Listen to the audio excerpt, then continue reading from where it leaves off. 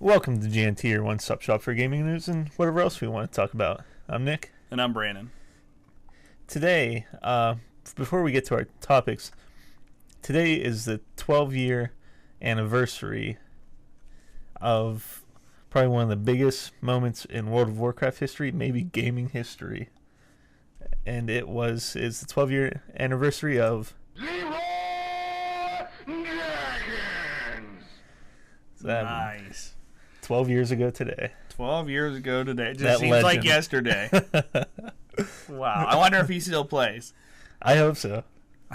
Me too. Okay, today we're going to start with the new Assassin's Creed game. It's going to be called Assassin's Creed Origins, and it will be a prequel to the rest of the series. They're speculating that it will take place in Egypt, and it's supposed to be the biggest Assassin's Creed so far and focus more on an open world experience. And they released this image today. We're on a boat. That's a little big. We're in Egypt. No, it's good. It's good. We want to be on a boat in Egypt. Yeah. Oh, crap. Oh, Now no. Okay. All right. We're on a boat in Egypt. Okay. So, not a ton given away. Kind of get a look at, a shield, bow, the kind of the usual stuff. Yeah, but, probably the main protagonist, I'd assume. Yeah. I think they said that, I don't know if it's a choice that you can play as. There are two characters, male and female, or if you play as both, I don't know. But looks like there will be two in I this wonder story. if they'll bring co-op to the... Maybe. Drop in and drop out co-op with, Yeah, that'd be kind of cool. Yeah. But yeah, so I'm looking forward to that. I think they're kind of trying to rebound as the series has been going downhill. I don't think necessarily the series has been going downhill. I think that people just got tired of it coming out every year. It probably wasn't as refined as what most people liked, but it's one of those things where, every other year, Yeah. I think yeah. as far as graphics goes, graphically they were pretty good, gameplay-wise. You really don't want to mix, or, you might want to add a little bit of variety, but it handled pretty well. I just think that the every year thing was kind of getting... I do too. A little tired. And as far as it being, more of an open world experience, I'll be kind of anxious to see that because it always was pretty open. Yeah. And I hope they don't try to go and make it kind of a Witcher 3-esque game where they try to make it super open world. Because kind of how it was made was kind of to keep you driven towards the next target and your next goal and your next side quest. I think the problem with these open world games is it works for some things, but it doesn't work for everything. I just think that everybody's trying to go open world, and it's like, back her down a notch. I think when you give the player too much freedom, then it kind of takes away from the game. Because yes, in some games you do like that freedom, and like I said, it works. But in other games, you kind of need that push or the guidance, or you know what I mean? Yeah. I think that some games I remember, some of the older Call of Duty games. They weren't open world at all, but it kind of made you feel like you'd be battling and going through, and it kind of felt natural. You'd go this way and then this way. You can't go any other way, but it didn't feel that way. So it kind of, if you do it right, I think you can tell a better story and make it more, get you more into the game that way. But right, and I think we'll just use RPGs for example. Okay, Witcher 3 is an open world RPG, very good. Did it very, really fired on all cylinders. Game of the year material. Yeah. But very open. Completely open, Then you have Persona 5. And you have options, but you're guided. You do have freedom to do whatever you want on a given day, but at the end of the day you have goals that you have to meet. And it's it really guides you, and it really drives the story. And there's, like I said, for The Witcher, that works. For Persona, I don't think it works, and I'm glad that Persona's like it is, because whenever you have all that freedom, and I played The Witcher 3 a lot, and I never really made it real far in the story, because I was always, I'm going to do the next side quest, or I want to go and discover all those question marks. And I really invested in a lot of time in my exploring and gathering and all that other stuff, and not into the the main story. Not that was a bad thing, but at the end of the day, I think I missed out on a good story, because I never really got to the end of it, because I was doing all that other stuff. So, that the whole open world, I guess my point is, the whole open world thing is a double-edged sword. It's good to have, but you got to have a way of corralling, into the story, or guiding you into the story. I mean, if you don't have that push into the story, and you're just letting people go around and do all sorts of randy willy-dilly other stuff, then some people, I'm not going to say all, me myself, like Final Fantasy 15, was so looking forward to it and stuff, and it really wasn't thrilled about the battle system, but they toted, the first end so open world.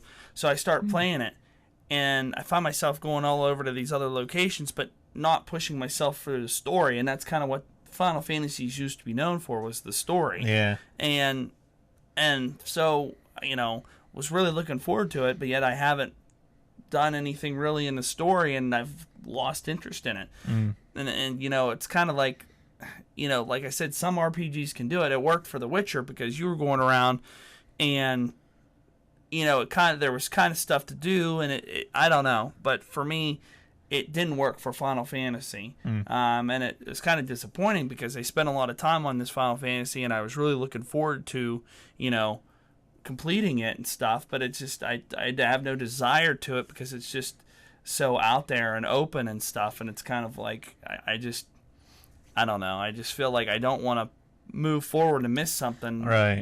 Yeah. And it's like one of those things where you just end up going nowhere. But that's me. I almost fell into that with Breath of the Wild, because I mean, there's just, like you said, there's so much to do, and I had to tell myself, I was like, okay, leave this area, go move on with the story, because if I stay here forever, I mean, I'll never get there. So. Right. But right. I mean, not necessarily that's a bad thing to take away, but I don't know. Yeah, like you said, seems to be kind of a line. I don't know. I'm not sure where it is, but you can lose interest in, you can be grinding for something that's possibly unattainable to you in your current state, but you don't know that, or the game might say, well, no, you can actually do this, but you might grind and grind and grind, and to the point where you either A, never get to that point that you want to, or B, you do, and then it's like, okay, I'm tired of this game. All my drive was to get this one thing, and now I've done it, and I don't want to play anymore. So it's one of those things where, it can be great or it can be bad for the game. It's just one of those things that just seems like it's becoming cliche, or it's like, I don't know. It's just like everybody's jumping on the open world bandwagon.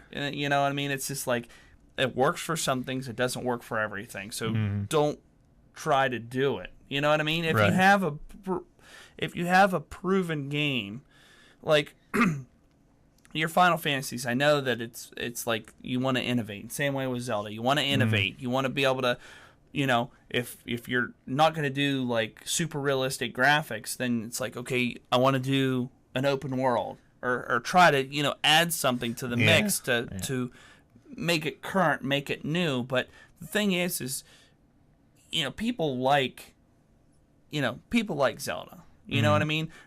I played Wind Waker, and I loved Wind Waker, and it didn't need to be open world. I loved Wind Waker for what it was, and it was sort of open, but yet it wasn't. You still kind of were driven to the next goal and stuff. So,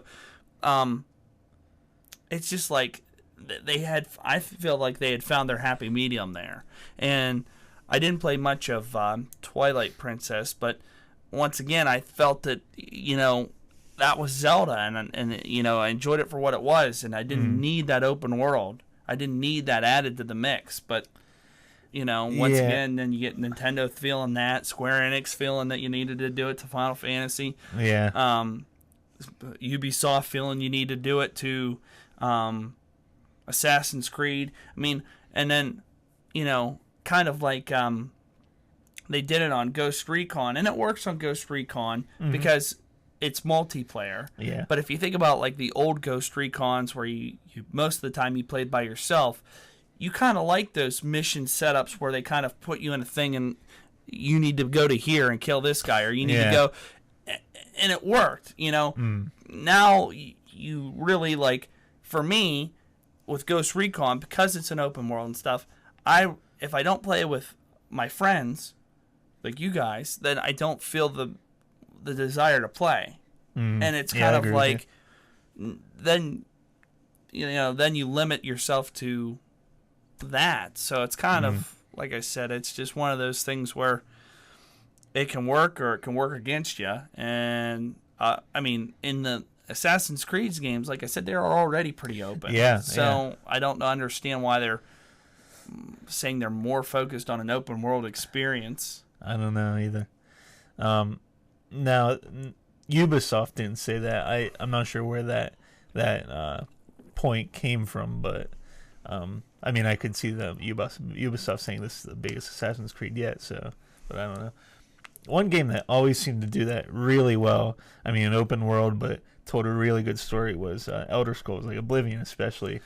I mean, it was an open world, but at the same time, I agree, and that was in the like so many of the storylines, like the Thieves Guild and the Dark Brotherhood. I mean, those storylines were so good and kept you driven.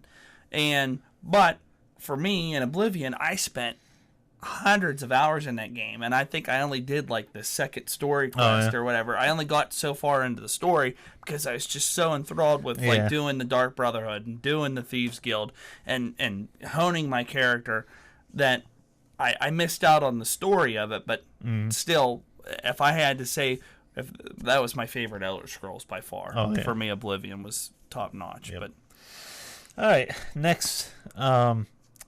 Deep Silver has issued a statement to Eurogamer saying they're still working on Dead Island 2. A little history behind it. It was planned way back in 2012, right after the first one came out. It was supposed to happen by 2015, as it was presented at E3 in 2013 and 14.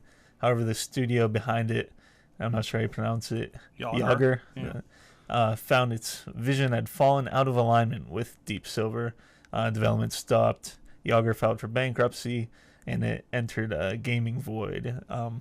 But in March of 2016, Deep Silver teamed up with Sumo Digital to bring it back to life, and they're saying now they're still working on it. So they're saying it's going to come out, I don't know if they said next year sometime, but that was a game I'd kind of forgotten about, honestly, and that was a fun zombie game. Yeah, that worked, and it was multiplayer. Yeah. Now, was it more than 2 player, or did we have 3 players in it? I think we did. I thought we did. Yeah. And that worked, Had a cool crafting mechanic to it. Yeah, my only problem with the way those crafting mechanics work, and they might have tweaked it later on in the game, is just how quickly your weapon wore out. Yeah. I get it. It's a interesting and compelling game mechanic, but I think there's a balance, and some people might find the balance there. I didn't, and it kind of frustrated me, but that's, to each their own, you know what I mean? Yeah, I mean, if you have like a metal pipe or something, like, it's not gonna break from, Right. You could go to town on zombies for years with a metal pipe, and now rust is going to be your biggest enemy, not hitting a zombie in its head, Yeah. That's what I agree. I mean, if I pick up a pipe, that son of a bitch isn't breaking. No. No. You pick up a baseball bat, a metal baseball bat, you're not breaking that. No. You pick up a wooden one, okay, I get it. Make it splinter over time. I get it. Pick up a 2x4 with nails in it, yeah, I get it. It's going to break over time. Pick up a gun, you're going to run out of ammo. The gun's not going to fall apart after 15 shots, Unless you have Lucille, then it can take a bullet and not Splinter. It's wrapped in barbed wire. It's reinforced. That's you got to craft that. Yeah, I'm yeah. saying you wouldn't pick that up. You craft that. But yeah, I mean that was an interesting game, and it'd be interesting to see it come back. Yeah, I'm glad they're still doing it. Yeah, it'll be interesting to see how that is. So. Mm-hmm. And then Payday 2 is getting a VR mode. Did you ever play Payday 2? Yeah, I played Did it. you? Not a lot. It was on my old PC, so I downloaded it, and I think I played it like once or twice, but it never really ran good on my old computer. But it was an interesting concept. Yeah, I know we'd played it a little bit, and yeah, it was always kind of a fun game, heist and stuff. But yeah, it's getting a VR mode on the HTC Vive, and VR and PC players will be able to play together. And then I think this is all part of the Ultimate Edition, which is coming out, which will merge all DLC for $45. And then all updates after that will be free, they said. And it's coming out on June 8th. So if you've never played Payday 2, I'd recommend trying it. Yeah. And then especially if you have VR, and then you can play it on the Vive. Which they had a teaser for it, which showed them playing a little bit. I mean, it seemed like the other shooters on the Vive so far. But I'll be interested to see how well you can play with other PC players. Will be the thing. I'm sure they'll be able to integrate that well. I mean, it's no different than like Arizona Sunshine. Yeah. I mean, once they got the character models to move properly, I mean, that didn't affect the gameplay if you could stop laughing whenever a character was standing next to you in a really awkward pose. But for the most part, the gameplay was sound, you know? So I don't think PC and VR players playing together will be the issue, you know? I just think as long as they have solid servers, I think it'll be fine. Yeah, it should be. And then some more news related to Payday 2. And again, this story has kind of been going on for around a year. Ethan and Gila Klein run a YouTube channel called H3H3 Productions, where they make sketch comedy and videos reacting to the internet and YouTube culture. Last year, they made a video mocking Matt H's name, or a bold guy, I think is his name on YouTube. He made a video, I guess, about him picking up girls using parkour, and then they kind of made a video making fun of him. And in response, he filed a complaint with the Southern District of New York District Court, alleging a copyright infringement. And he was saying that they use bits of his video. Well, they use bits of people's video, but I think you're allowed to use so much, like a short amount, and then it was just them on screen reacting to it. And but he was saying that they were infringing on that copyright. So they took down the video and kind of wrote the lawsuit off as a sham. Ethan said, "I think the heart and soul of this is that he doesn't like that we made fun of him, so he's suing us." And the legal fees have been piling up for them. YouTube personality Philip DeFranco helped raise $170,000 for them, saying that the lawsuit is an attempt to step on freedom of speech via a broken copyright system. And just recently, Payday 2, I think on April 1st, had the Kleins as playable characters, and they decided to make a DLC. It's going to release this fall it's actually $4.99, and all of the money will go towards the Klein to help them in that lawsuit. And they wrote on their website, "We understand, respect, and appreciate the privileged situation our community has helped us create as independent game developers. We want to help Ethan and Gila to do the same, just like we want to help other independent game developers get their games out the door while having them retain their own IP." So I just thought it was a cool thing they're doing for H3H3 Productions. I think it's kind of a crappy situation that this guy just, I guess, took a disliking to the video.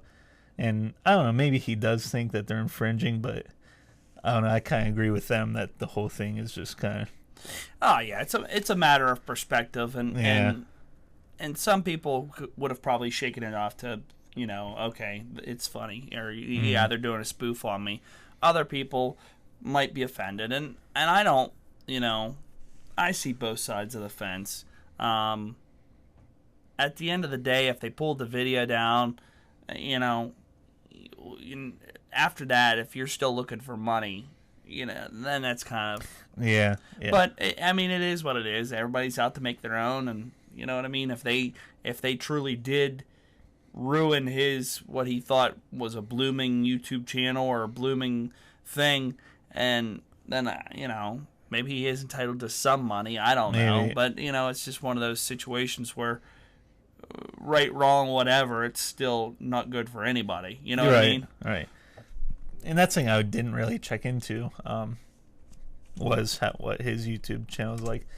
Yeah, I mean, I never heard of him. Old guy, was that his name? Well, right there it is. It's got 3 million. Oh, this video has 3 million. Well, that's, I think, yeah. I mean, he has 170 subscribers, which is pretty good. Yeah. But he probably could have been bigger. So. Yeah, I guess I didn't really think about that angle. I guess if you get into that, if any damage was done to him, I don't know. Right. And, but whatever. I mean, it is what it is. I mean. Yeah. Should they have probably checked with him before they did it? Yeah. And then this probably could have all been avoided if he'd have said, nah, I'd prefer you not to do a spoof on me. But, whenever you're doing that stuff, if you aren't current or, you know what I mean, then you lose that edge of, being on the, having the freshest material and stuff. So it's kind of a double-edged sword. Like I said, I understand both sides of the fence, but and if no one wins at the end of the day. Yeah. Donald Glover is producing a Deadpool adult animated series on FXX. Not much is known about it. It'll be 10 episodes, and it'll come out sometime next year. But I'd look forward to that. That would be could be a really funny show. Yeah. It could be really good too. Yeah. Depending on what kind of art style they use to it and how adult they make it. I mean, if they do make it adult oriented, then it should be really good. Google has bought Alchemy Labs, the creators of Job Simulator and Rick and Morty Virtual Reality. Alchemy has said it plans to continue making high-quality VR content. We are continuing to do all of this with even more support and focus on building awesome stuff. And I was really excited about this because, I mean, Job Simulator was really good. I didn't try Rick and Morty, but they seem to be making good games, and to get support like that is awesome. Well, yeah, that's epic. I mean, Google has a limited backing, and I agree with you. The quality of Job Simulator, I mean, that was fresh out the box when VR came out. So, that's really promising. That's still one of the games. I mean, no one likes going to work, but hell, you strap on a headset and you pretend to do jobs, and you have a good time, Yeah. Well, I mean, you can do your job, but if you get annoyed, you can throw stuff at your boss. And really. A metal plate at the robot, and he just shakes it off. He might frown at you, but you still have your job at the end of the night, so that's always good. And then Kong Skull Island director Jordan Roberts was recently discussing his love for video games in the Metal Gear movie he is involved in, when he said, it's hard for me to really give that much time to something if I don't feel like it's evolving the art form in some way, from, I don't know what game that is, Ico, to Shadow of Colossus, to The Last Guardian. The fact that games like that are able to be event games now, it's amazing to me. The fact that it's a question anymore when people even raise the idea of whether games are art, I just want to look at them and be like, F you, F yourself for even questioning. I agree. Those 3 games, they're PlayStation exclusives, but or at least I know Shadow of the Colossus and Last Guardian, but they are. I mean, they are truly art form. Are they particularly hard? To some degree. I know Shadow of the Colossus, I really liked Shadow of the Colossus, and I don't know if you can get it on the PS4, but if you could, I'd highly recommend it, because it gives you some of the most epic fights that you'll ever do, and at the end of them, you really feel a huge sense of accomplishment. I mean, huge. Cool. So, but yeah, I agree with them. They are every bit of art. and we've discussed that before, and the style and the creativity of like Zelda Breath of the Wild, not having to have photorealistic graphics, but it's defined in itself in its own art style. Yeah. And then you go and you have Persona 5, which its own art style. I mean, very anime driven, but so good. I mean, just oozes with personality. And if that isn't art, I don't know what is. Yeah, You know? no, I agree.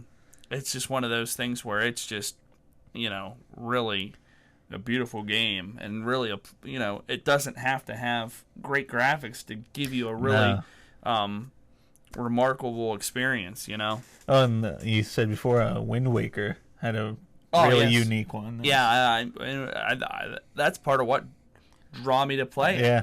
Wasn't because it had photo. I liked the graphics, and the gameplay was solid. But the graphics really I think the graphics really complemented the gameplay. Yeah. Borderlands. I mean, you kind of have that cartoony look to it, and then with its humor and stuff, it just plays very well. You know, just really good. Yeah.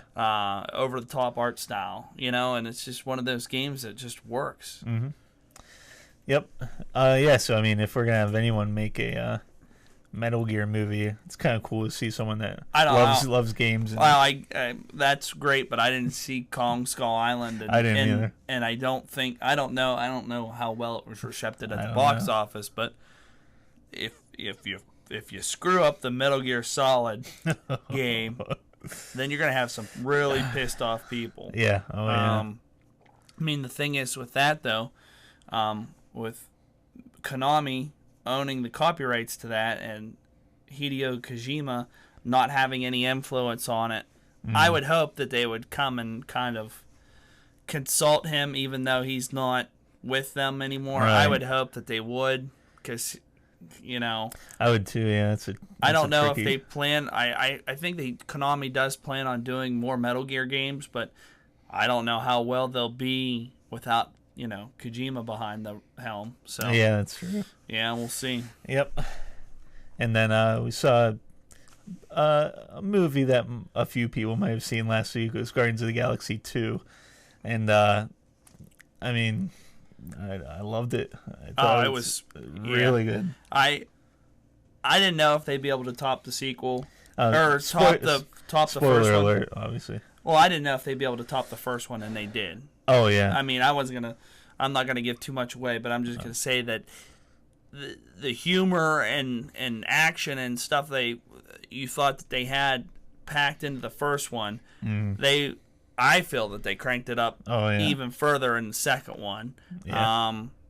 It was just another one of those movies that fired on all cylinders for me.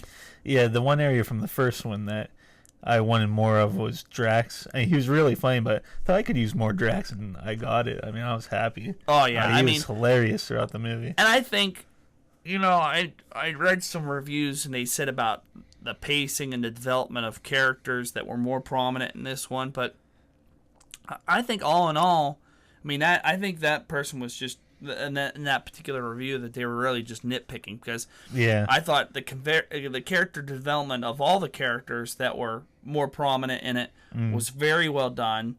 I thought the pacing was good. I did too. The content was funny and action packed, and I really don't. To me, there weren't any really weak points to it. I just really enjoyed it. No, yeah, same here. And this will be a spoiler. I knew going into it, Ego, the living plant, would be in it. I didn't know how they would do it, if they would actually have like a living planet like in the comics, and they did it, and I thought they did it really well. Oh yeah, and it was really cool to see. Yeah, a lot of celebrity cameos. Yeah. I won't go into that, but really, really pleased on that front. Thought that was all well done. Yeah.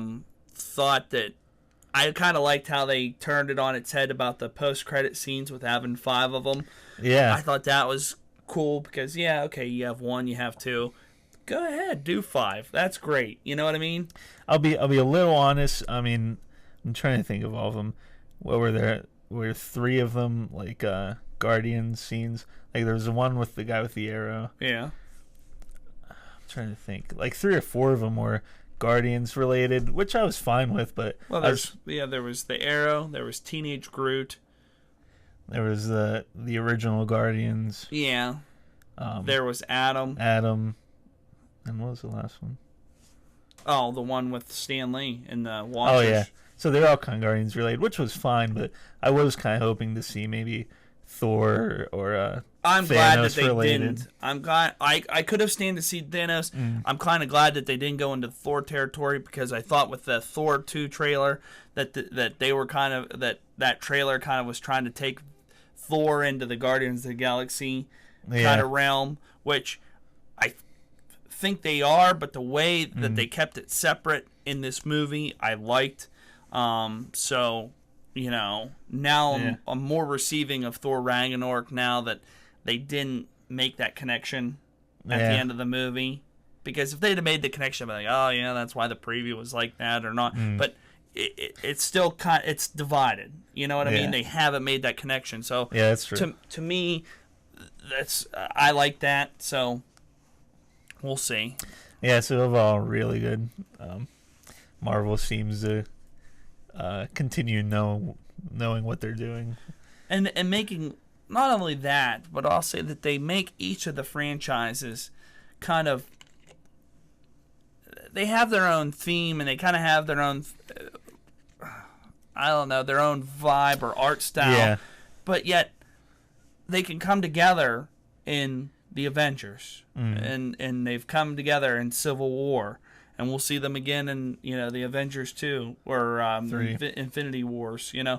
So it's cool how they can keep them separate, but yet they can bring them together too. Like their own movies have their own kind of vibe and style. And then whenever they combine them, that has its own style. That combines all that and works, and it doesn't compromise any of the characters and has them doing their own thing, So that's always good. I was thinking about it the other day too, because I forget, I was watching an interview, might have been Chris Pratt or someone.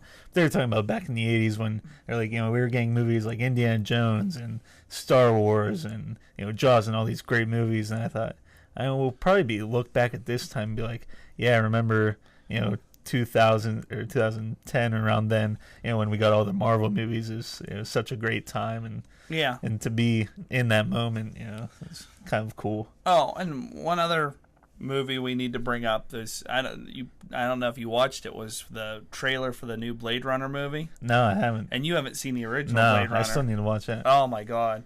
I need to put it on my Netflix. The trailer for the new one gave me chills, because they look like they're gonna nail that atmosphere and kind of that grittiness that the first one had, and it looks like they're just gonna nail it right on its head and give it to you with that new high definition and new special effects, and it's just it has a lot of potential. I'm super excited for that. So I went to look because I checked out the other day. I was looking for a movie to watch. I thought I want to watch Blade Runner, so I went. I mean, if it's not on Netflix, I have it. So okay, it's not Netflix, and I checked Amazon because you can rent a lot of movies on there, but they didn't even have it on there. So I was like, it was on Netflix though? No, no, it wasn't. I guess they did take it off Netflix. Well, let me know and I'll bring it down. Okay, yeah, I'll definitely watch that. It's a great movie, and that once again, and that's another movie that really, it's an art. It's that movie is a work of art. Some movies are movies. They tell a story or whatever, and I guess in its own way that's a work of art. But really, that depicted a future and certain events and whatnot, but the way it did it, that was art. You know what I mean? And that's what we want. Right. So there's some movies like The Expendables, which I love. I love watching a movie, but I don't know if I'd say that movie's a work of art. But, right. I agree with you. Which some people would probably argue that it is, but and art is all in the eye of the beholder. Yeah. So some people could find some artistic things about it and whatnot, but most people, if you say, like, if you look at a movie, that's, well, like, look at it, like the Disney movies. Those are a work of art, obviously, because they're drawn. But ones that take a heavy, like Fifth Element, I would say that was a work of art just because of all the different themes and traveling and aliens. They had all that design and all that, and all their depictions of the future and stuff. And that's art, Yeah. And, but yeah, so that's, there's another movie that's coming out. That's I'm looking forward to that. Was it Valerian, the City of 1,000 Planets? I can't wait for that. Oh, I was talking about Aliens. Oh, Alien I don't know Covenant. why I thought that. Yeah. Yeah. I was just thinking about Aliens. So then you said that, I was like, yeah, Aliens. No, Alien. I'm looking forward to Aliens too, but no, I'm really looking forward to that Valerian, the City of 1,000, or City of 1,000 Planets. I think that's gonna be good. That's another visually striking movie. So. Yep. So that's pretty much it for today. As always, check out our YouTube channel. More content there. We're on SoundCloud, iTunes, pretty much anywhere you want to listen to this. If you didn't catch one of our episodes live, you can go back and listen to it or watch it. And we'll see you next time.